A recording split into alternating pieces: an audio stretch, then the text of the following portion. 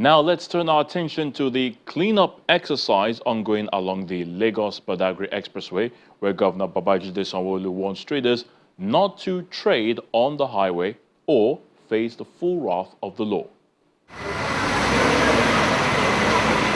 It was a busy week for Governor Babajide Sanwo Olu. He set out for an enforcement exercise with the Commissioner for Environment, Transportation, as well as a special advisor on transportation. So what's the budget again? Due to the situation, it's fully blocked, and the discharge point over there is also blocked. The first stop is the Orile area of Lagos. He moves around the markets to inspect the shanties cleared by the State Task Force Special Intervention Team, led by Area Commander of the Ikeja Police Division. He took time to address the traders on clean environment.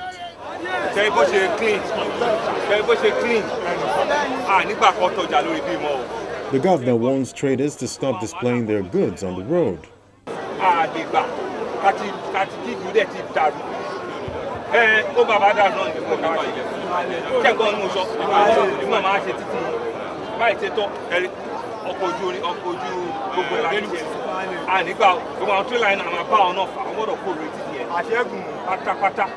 Next stop is the Orile Igamo Blue Rail Station. Governor Sanwo Olu was greeted by a large crowd. He's here to see how people board the trail. Governor Sanwo Olu announces zero tolerance to those encroaching the right-of-way. Our task force are working to secure the entire right-of-way and to remove all sorts of miscreants and all sorts of illegal trading on that entire corridor.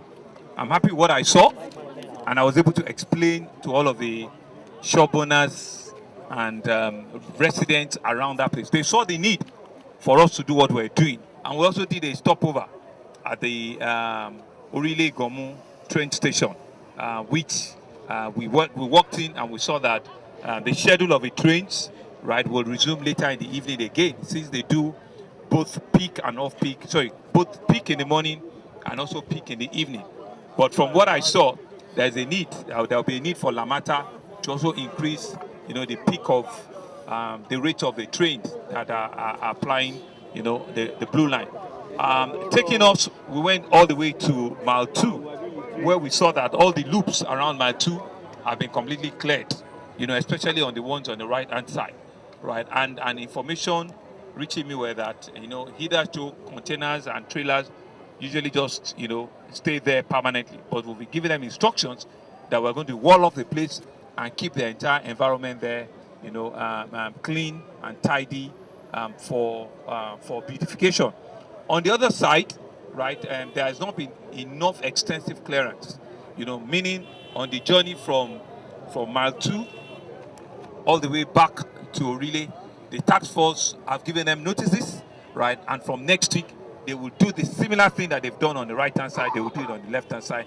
And whilst I was coming back, I also did indicate to them that it's a total zero tolerance. And gentlemen of the press, you remember that at our swearing-in ceremony, all of the new commissioners that have, responsibility for the environment, we've all been instructed.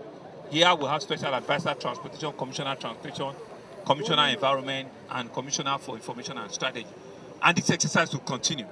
This is really just for us to re-emphasize what we have said. It's a total zero tolerance on bad behaviors, on recklessness, on all of our right-of-way, and ensuring that we can bring back the sanity, environmental sanity, on all of our corridors. The Okari Market and Akwobo axis of Eko Bridge was also visited to monitor compliance with the government's regulations regarding the use of space under the bridge.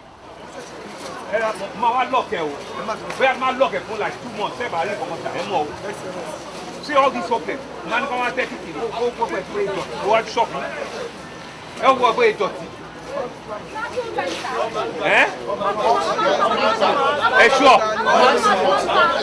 Here, going back, we've also done a stopover at Akpongbo, and you've all seen that we've walked around.